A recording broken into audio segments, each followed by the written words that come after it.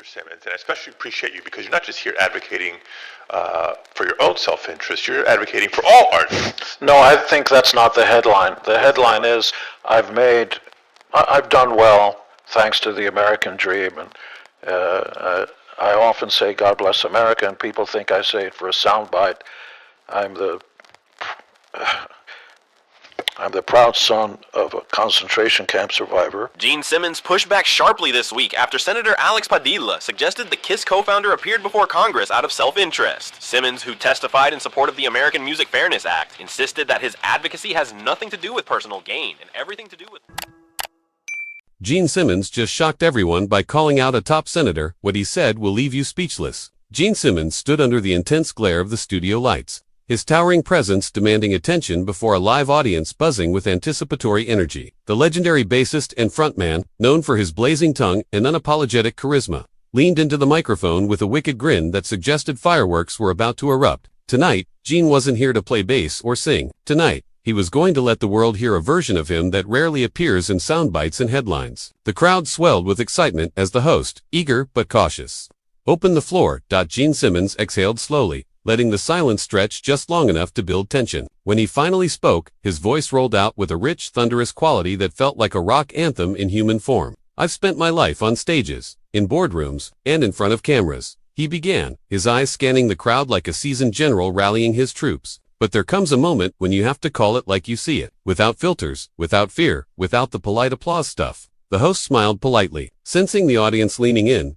thirsty for something bold. Gene Simmons paused, letting that hunger deepen. We live in times where voices are shouted down before they're heard, he said, tapping the mic stand with a deliberate intensity, where tone matters more than truth and spin often outruns substance. And that's not just frustrating, it's dangerous.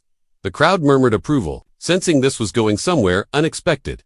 Gene Simmons' gaze sharpened, his rock star bravado blending with the earnestness of someone speaking from deep conviction. You can dress up a statement in eloquence and sound mighty on paper, he continued. But when actions don't match words, when leadership chooses headlines over healing, people notice. Real people with real problems notice. They feel it in their wallets, in their communities, and in the silence that follows all the pretty promises. As he spoke, Gene Simmons painted a vivid picture with his words. He talked about frustration, not with individuals as caricatures, but with what he called the echo chambers that trap ideas and elevate conflict over collaboration. He described a hypothetical exchange with a high-profile political figure, a clash of ideals that escalated not because of personal venom, but because systems had pushed conversation toward performance rather than problem-solving. The audience sat rapt, leaning forward as Gene Simmons masterfully guided them through a complex tangle of criticism, reflection, and fiery rhetoric. His language was sharp, but crafted with the storyteller's care. It's not about tearing someone down. It's about exposing the gap between the speech and the life people live, he said, pacing slowly across the stage. Words are powerful, but without accountability, they're just air. Gene Simmons paused to let that land, then pivoted with the charisma that fueled decades of music industry dominance. He framed his critique around the idea of responsibility, not just political responsibility, but cultural responsibility. We, as a society, hand power to voices, hoping they'll lift us, he said. But when those voices get louder at the expense of clarity, when they revel more in scoring points than in solving the problems that matter, then the rest of us are left to pick up the pieces.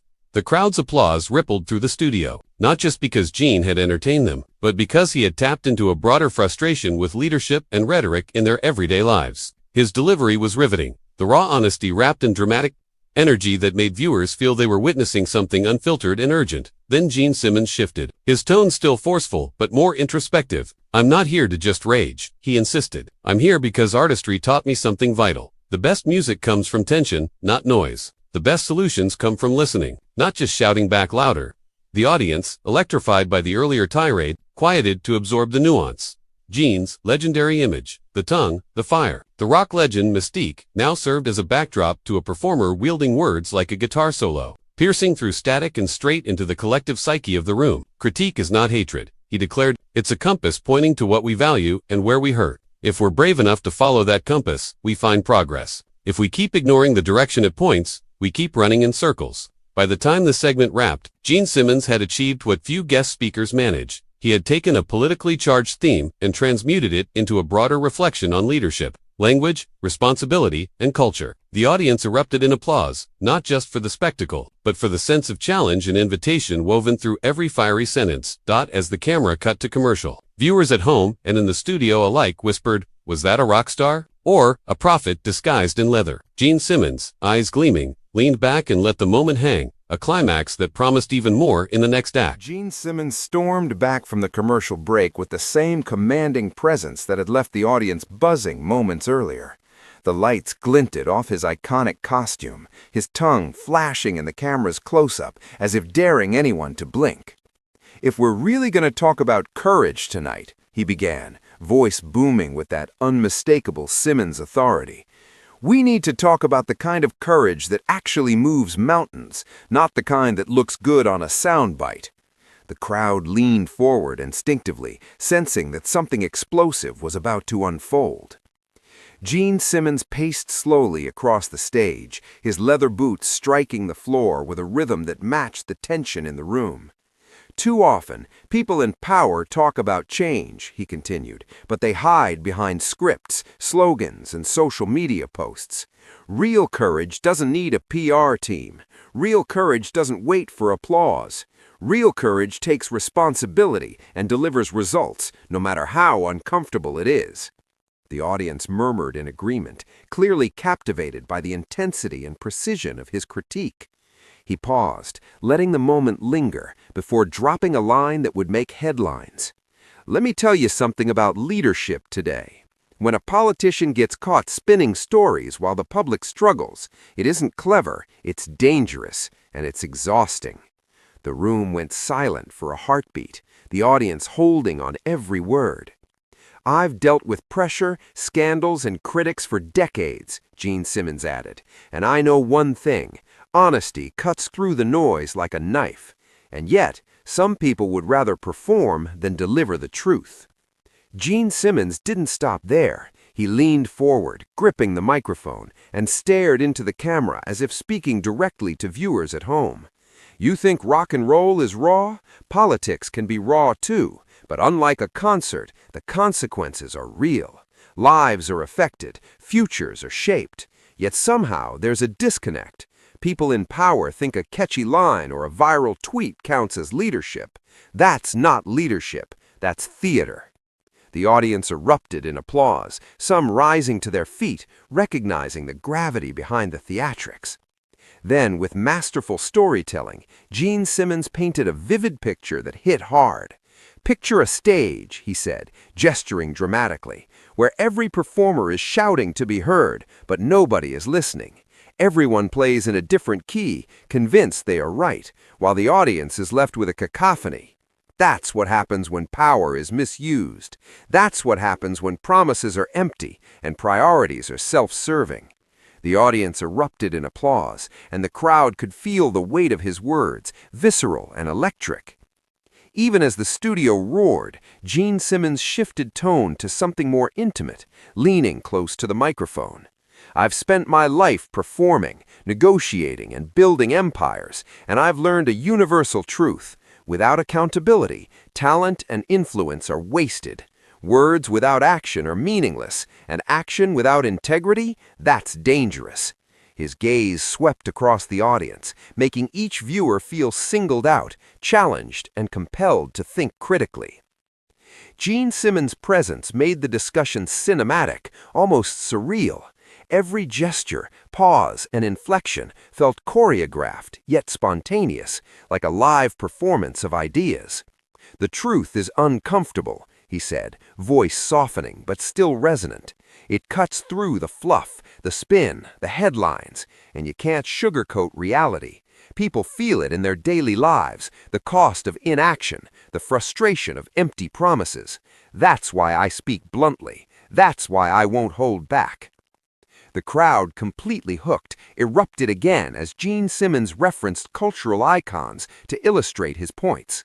Even in music, history shows us that the boldest voices are often the most controversial. Think of David Bowie, Madonna, or Prince. They challenged norms, provoked thought, and forced society to confront uncomfortable truths. I bring the same intensity to how I see leadership and accountability. Why settle for performance when reality demands authenticity? The applause was deafening. Viewers at home felt the pull of Gene's electrifying energy through the screen. Then came the moment designed to linger. And let's be honest, Gene Simmons continued, leaning back. We've all seen it, the speeches, the optics, the political theater. Meanwhile, families struggle, communities wait, and people who are supposed to be protected are left navigating chaos. If you're not demanding real answers, if you're not holding power accountable, then what's the point of all this noise? The audience erupted again, some cheering, some whistling, swept up in the drama and truth of his delivery. Gene Simmons' words weren't just criticism, they were a call to action. This isn't about tearing people down, it's about shining a light, about forcing clarity, about demanding results. And when you mix courage, accountability, and action, that's when transformation happens. He gestured broadly to the crowd, his stage presence bigger than ever. That's how real change occurs, through persistence, pressure, and unflinching honesty. As the segment approached its climax, Gene Simmons' tone shifted to almost poetic reflection. Rock and roll taught me the importance of tension, and so does life. The most memorable music, the most unforgettable leadership, the moments that define history, they all come from tension. Not noise, not performance, but the raw, uncomfortable tension that forces people to think, feel, and act. The audience hung on every syllable, the energy in the studio palpable, electric, alive. Finally, Gene Simmons closed with a declaration worthy of a grand finale. I'm not just a rock star, I'm a witness to the world, a commentator, an observer who won't look away. And I challenge everyone watching, whether in power, in the audience, or at home, to demand honesty, demand accountability, and never settle for spectacle over substance. That's my encore. That's the truth I'm leaving you with tonight. The applause was thunderous, a standing ovation that felt like the climax of a sold-out concert, echoing far beyond the studio walls. Gene Simmons had transformed a politically charged discussion into an unforgettable performance, part lecture, part concert, part call to arms. The audience buzzed with energy, fans debated at home, and the segment became instantly viral, not just for the controversy, but for the raw, compelling storytelling that only Gene Simmons could deliver. He had taken the viewers on a journey through fiery critique, sharp metaphors, and inspiring reflections, leaving them electrified, thoughtful, and completely engaged.